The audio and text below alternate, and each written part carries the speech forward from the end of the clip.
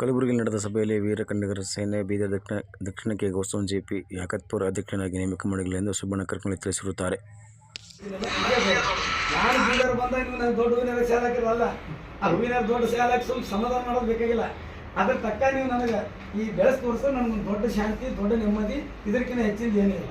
ನಾನು ಬಂದು ಏನಂದ್ರೆ ಎಷ್ಟು ಜನ ಅದ, ಯಾವ ರೀತಿ ದುಡಿಮೆ ಯಾವ ರೀತಿ ಬೆಳೆದಾರಪ್ಪ, ಬೆಳೆಸ್ಯಾರ, ನೀವು ಬೆಳೀರಿ, ಇದನ್ನು ಬೆಳೆಸ್ಯಾರ ಅಂತೇಳಿ ಇನ್ನೊಂದು ತಮ್ಮಲ್ಲಿ ನಾನು ಪ್ರಾರ್ಥನೆ ಮಾಡ್ಕೊಳ್ತಾ ಇದ್ದೀನಿ. ಮೊದಲನೇದು ಈಗ ಹೇಳ್ತೀನಿ, ಫಸ್ಟ್ ನಮ್ಮ ಸಂಸಾರ, ನಮ್ಮ ಬದುಕು ಮುಖ್ಯ.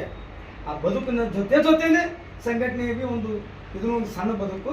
ಹಾಗಾಗಿ ದಯಮಾಡಿ ಇದನ್ನು ಬದುಕಿನ ಜೊತೆ ಇದಕ್ಕೂ ಈ ಸಣ್ಣ ಬದುಕಿನ ತೊಗೊಂಡು ಹೋದ್ರೆ ಅದ್ರ ಜೊತೆ ತಾವು ಬೆಳಿತೀರಂತಕ್ಕಂಥ ಒಂದು ಈ ಸಂದರ್ಭ ಹೇಳಕ್ಕೆ ಬಯಸ್ತಾ ಇದ್ದೀನಿ.